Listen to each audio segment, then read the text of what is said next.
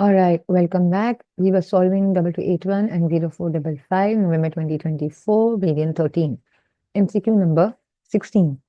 MCQ number 16 says there is a number of cafes selling snacks and drinks in a city center. Several of these cafes closed down due to their owners retiring. What is the likely effect on the prices and profits of the remaining cafes? Now, they are saying that in a vicinity, the number of cafes have closed. Why? Because the owners have retired.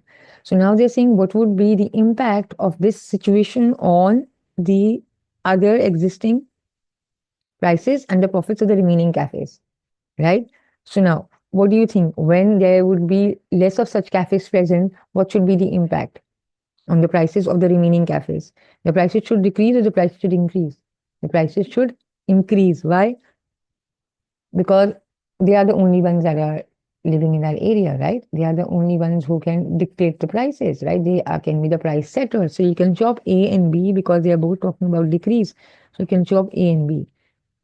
This means you are left with option C and D. But then what about the profits? Will the profits of those existing cafes increase or decrease? Exactly. The profits of those existing cafes is tend to increase. Why now? Because they are the price setters. They are the only ones who's going to dominate the geographical locations, right? Those geographical locations. So whatever prices they set, they are going to be enjoying relatively higher profits. So it has to be option D. Makes sense, right? So for the MCQ number 16, you'll shade in D as the correct response. Moving on to MCQ number 17.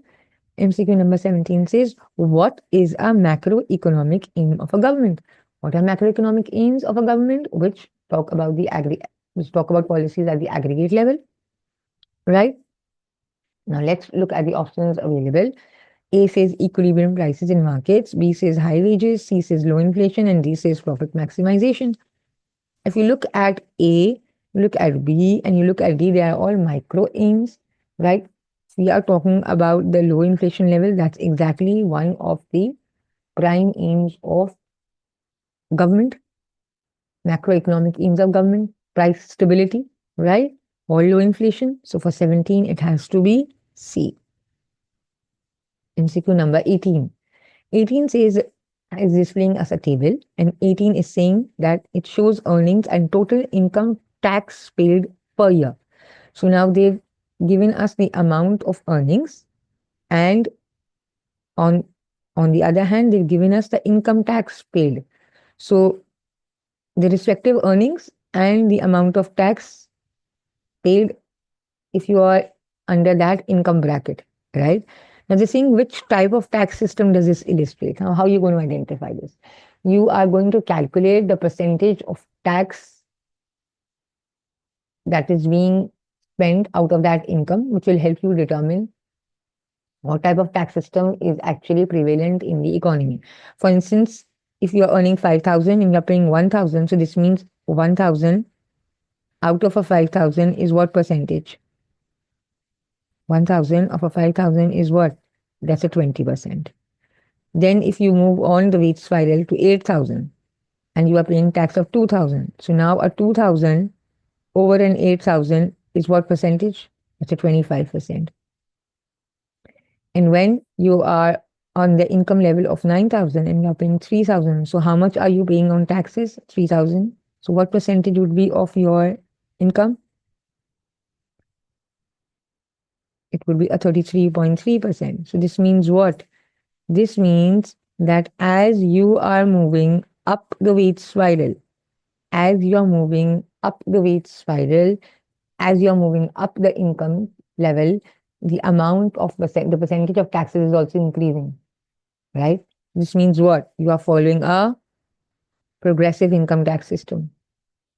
That means the proportion of income charged as taxes is also increasing as the level of income is increasing, right? So you are moving up. That's a progressive tax system, right? So for 18, it has to be B. I hope it's clear. Number 19.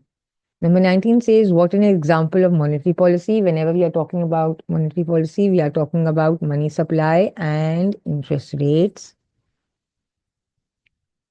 Now, A says an increase in government spending, B says an increase in indirect taxation. Both A and B are part of fiscal policy where we talk about government spending and taxes.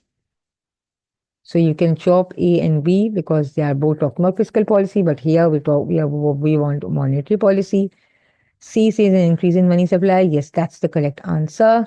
For 19, it has to be D. It cannot be C. Increase in rules and regulations is talking about supply side policy.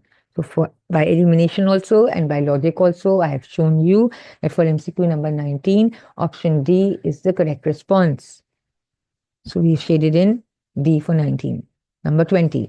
Number 20 MCQ says, what is GDP divided in order to calculate GDP per head? So you want GDP per head, you want GDP per capita. How will you calculate that? They're saying if in the numerator you got GDP, so what should be coming in the denominator in order for you to calculate GDP per capita or GDP per head? Exactly, the total population. Always remember this rule of thumb, this definition that whenever you want to derive, whenever you want to calculate the GDP per head, it has to be divided by the total population of that country or that economy. Get it? So for 20, it has to be C. Always keep your concepts crystal clear. Number 21. And number 21 is giving you two parts of the table. The question is talking about what is the consequence of economic growth for individuals and for the economy. Now they're saying a country has witnessed economic growth. Now what would be the impact? What would be the consequence? Or you could say what would be the result of this economic growth, A, for individuals and for the economy. So you are going to look at what would be the result of this economic growth for the individuals and what about the economy. Now first, before proceeding on to the MCQ, I want to ask you all, what do we mean by economic growth? Economic growth is when the entire PPC shifts outwards. This means what? If you were at PPC 1, now you shifted to PPC 2. This means what? This means more of capital and let's say more of consumer goods are now being produced. Right? So the entire PPC shifts, or you can say there has been an increase in the productive potential of the economy. Increase in the productive potential of the economy. So this is a win-win situation for both for the economy and for the individuals as well, right? The standard of living is also going to increase. Now we've got the concept in our mind. Now we'll read the options. A says increase in absolute poverty. The first part says it's incorrect because whenever we are talking about economic growth, we are talking about increase in the productive capacity. So how can the poverty increase? We'll chop in. B says increase in average incomes. All right, makes sense. And the other part says for the economy that there will be increase in government tax revenue. That's the correct option. But then let's look at why it can't be the other options. C says increase in variety of goods. That's correct for individuals. But what about the economy? It says reduction in exports. No, it's wrong. Why? Because when we are producing more of goods and services, so there would be more goods and services available for exports. Exports won't deteriorate, exports would improve. So because the second part of this option is incorrect, C is an incorrect response. So you will chop C. D says increase in unemployment and reduction in the standard of living. That absolutely negates the concept of economic growth, because once an economy is witnessing economic growth, there is a decrease in unemployment and it should have been an increase in standard of living. But option D is stating things entirely opposite to the concept of economic growth. Hence, we'll chop B. So by elimination, we have arrived at B. And by concept also, when there is an economic growth, the standard of living improves, so there is an increase in average incomes. And when people are going to be having higher levels of income, they are going to be spending more on goods and services. So indirect taxation would also increase. And since their salaries would increase, since their wage levels would increase, and they will be having higher incomes, they would also be providing in more of direct taxes. So the government revenue by way of tax, both direct and indirect, would increase. Hence, option B is the correct answer. So for MCQ number 21, it has to be B. I hope it's clear to all. Number 22.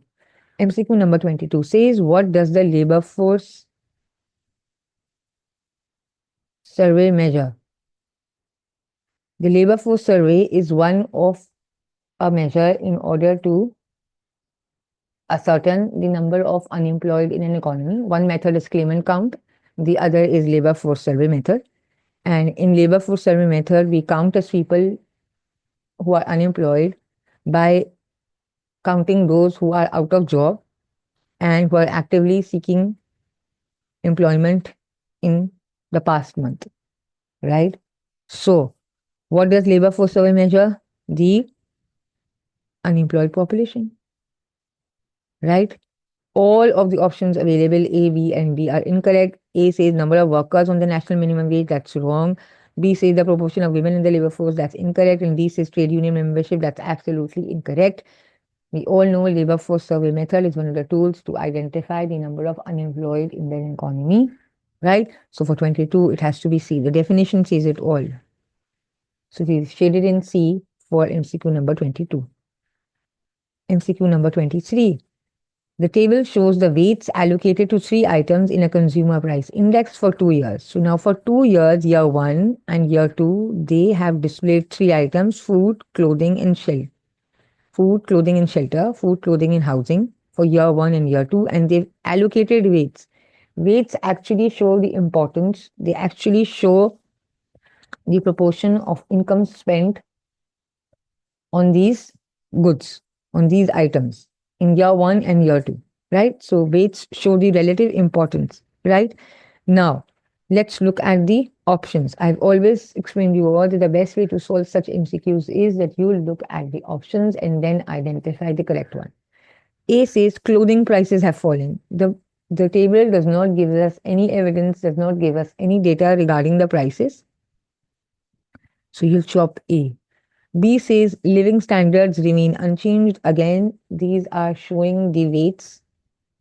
They are not displaying anything that can help us derive at the conclusion regarding living standards.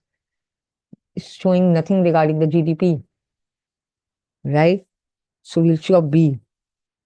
C says the average price level is unchanged. Again, it does not display anything regarding the inflation level, so we cannot make any conclusions. So by elimination, we've arrived at option D, and by logic also, option D is correct. Why? Because it says the proportion of income spent on food has risen. Because if you look at the weights in year one, it was 30, in year two, it is 35. So this means now more importance is given by the people or the economy in the second year, and their spending on food has risen. Initially, it was 30%, now it is 35%, right? So this means that the income being spent on food has risen. Now it's taking up a larger share of your income, right? So for 23, it has to be D. I hope I've made it clear. Number 24. Number 24 says a government increases the rate of progressive income tax in its spending on hospitals. Now it's doing two things. It's increasing the ratio, it's increasing the percentage of progressive income tax systems and spending on households. That means it's spending more on healthcare services. So the government has increased spending on healthcare.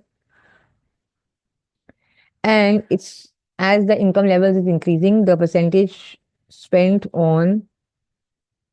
of income tax charged on higher levels of income is also increasing. So you are charging more tax. Now they are saying what is likely to happen to the distribution of income and to living standards. Now they're asking what would be the impact on distribution of income. If you are charging more as the income level rises, what should happen to the level of equality or to the distribution of income? Should it get more equal or it should get more even or uneven? It would get more even. So if it gets more even, you can chop A and B because they talk about less even. So you're left with C and D. What about the living standards? You're spending more on hospitals. So the healthcare services is what? Improving the standard of living, improving the healthcare facilities available. So the population is going to be healthy. As a result, the living standards is going to rise or fall. The living standards would improve. So you were left with C and D looking at the first part. But if you want living standards to improve, so It's option D that says that the living standards would improve and the distribution of income would become more even. Hence, you need to satisfy both parts of the equation. So for 24, it has to be D. For 23 also it was B. Yes. I hope it's clear. Number 25. Now don't get overwhelmed looking at these pyramids. I'll explain it to you. All right. These are showing population pyramids for country 1 and country 2 in a given year are shown. So these are population pyramids of, let's say, of a particular year of two different countries. So this is for country 1, this is for country 2. Again, the best way to solve this MCQ is looking at the options. Now let's look at the options. Now the option A says, the question is asking you what can be reduced from these population pyramids. Option A says that country 1 has a greater population size than country 2. Country 1 has a greater population size than country 2. So we do not know about the population size. The display is these population bar charts. This pyramid is giving us no data regarding the population size. So you can chop A, right? All right. C says country 2 has a lower death rate than country 1. Country 2 has a lower death rate. Now, if you look at country 2, the maximum age level of the population is hovering around 70s. That means beyond 79, the population is not living. So the population has a lifespan of, let's say, 80 years. But in country 1, the population is hovering around, the average age is around 99. And what is option C saying? That country 2 has a lower death rate. But this means that country 2 has a higher death rate, because the population pyramid is saying that the country 2, the population is not going beyond the age rate of 80. The age is not going beyond 80 years. So it has a higher death rate. But C says it has a lower death rate. So you will chop C. Option D says country 2 spends more money on child care than country 1. This is displaying you the statistics for population. It's showing you the character traits regarding the population, right? It is showing nothing on spending on child care. You got no evidence to prove, right? And not necessarily that if country 2 has, because these bars are displaying you that it has got more of a dependent population. So if it has got more of a dependent population, it does not mean that it would also be spending more on childcare. You see? So you can chop D. So by elimination, we've arrived at B. Now let's look at why logically also it should be B. B says country 1 has a higher life expectancy than country 2. Why? Because if you look at country 1, the population is again living up to 99 years of age. But in country 1, the population is not going beyond years 80. So this means we can conclude that the average population has a higher lifespan in country 1 as compared to country 2. Therefore, B is the correct answer. So for MCQ number 25, B is the correct answer. I hope it is clear. MCQ number 26. MCQ number 26 is again giving us a table. It says which country would be classified as the most developed based on the data. We have to identify the most developed country. It's displaying us GDP per year and it's displaying us the population. In order to assess, we'll have to calculate the GDP per capita or GDP per head. And how will we calculate that? We'll divide GDP with population. So 600 divided by 3 would give you 200. $200 million, right? 700 divided by 2, $350 million. 12,000 divided by 40 will give us $300 million. What about 15,000 D? 15,000 divided by 100, $1,500 million. 150, $150 million, right? Now, which country is getting the highest GDP per head? B, $350 million, right? So for 26, it has to be B. You need to calculate GDP per head in order to arrive at the most developed country. Get it? All right. Moving on, MCQ number 27. What encourages international specialization? You want to promote specialization. Now, out of these four options, there would be only one which would be promoting it, and the rest would be discouraging specialization. A says a foreign exchange shortage. B says diseconomies of scale. C says free trade. D says quotas. So, quotas, diseconomies of scale, and foreign exchange shortage are all hurdles, are all would be discouraging specialization. It's only free trade that would be promoting specialization, where countries that have a competitive advantage would be more inclined towards specializing in the production of goods and services in which they have a competitive edge, and by way of trade, exchanging it with the other trading partners. So for 27, it has to be C. All right. MCQ number 28. A country wants to limit the number of imported cars to a maximum of 100,000 in a year. So it wants to put a limit to the amount of cars imported into its country to 100,000 in a year. Which measure is most likely to achieve this objective? When you want to put a limit on the quantity of the imports, what's the best way? An import quota. Embargo is a ban. You can cross it out. A subsidy would be promoting it. Import tariffs would be increasing the price, but not limiting the quantity. If you want to put a limit on the quantity of the imports, a limit on the quantity of imports, that's called import quota, and that exactly matches with option B. So for 28, it has to be B. I hope it's clear. Moving on, MCQ number 29. Now, MCQ number 29 is showing a diagram of exchange rate for Indian rupees against the US dollar. The vertical axis is displaying the price of Indian rupees in dollars, and the horizontal axis is displaying the quantity of Indian rupees being traded. Now, let's look closely at the diagram. Initially, D is the demand curve, and the supply curve was S, so you were at an equilibrium of S1 and D. P1 was the price of Indian rupees and Q1 was the quantity traded. Now what happened? The supply of Indian rupees rose. So when there was the supply of Indian rupees rose, the price of Indian rupees in US dollars fell from P1 to P2, and the quantity traded also rose. So this is the new equilibrium position, E2.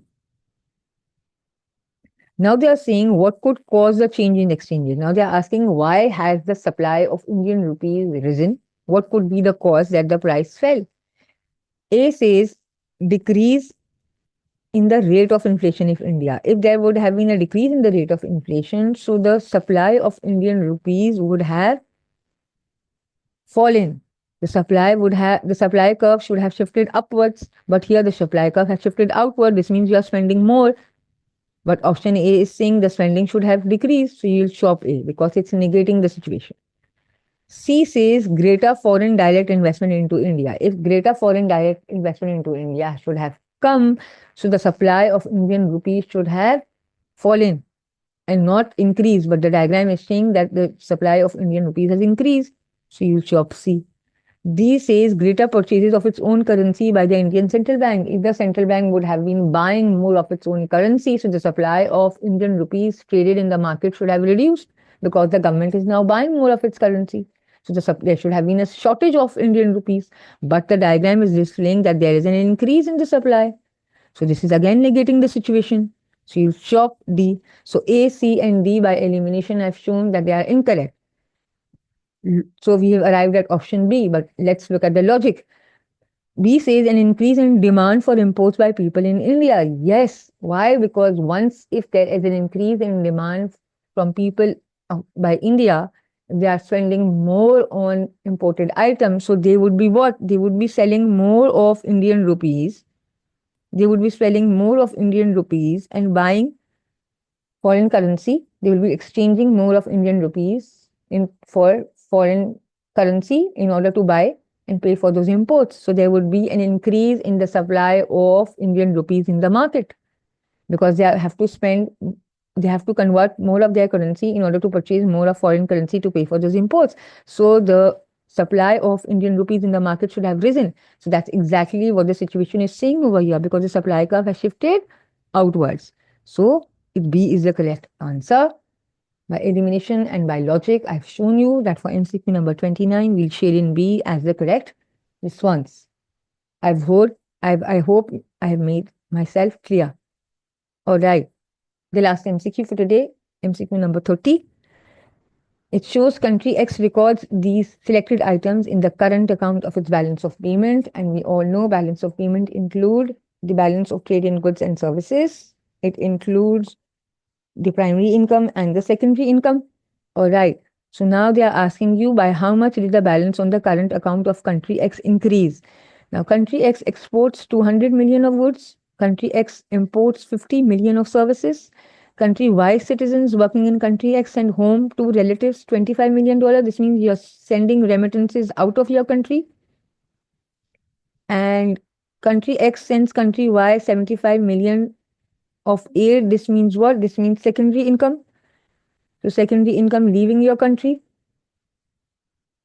So it would be a negative 75 million because it's going out of your country. Country Y citizens are sending their remittances. So foreigners living in your country sending remittances back home. So this means primary income leaving your country.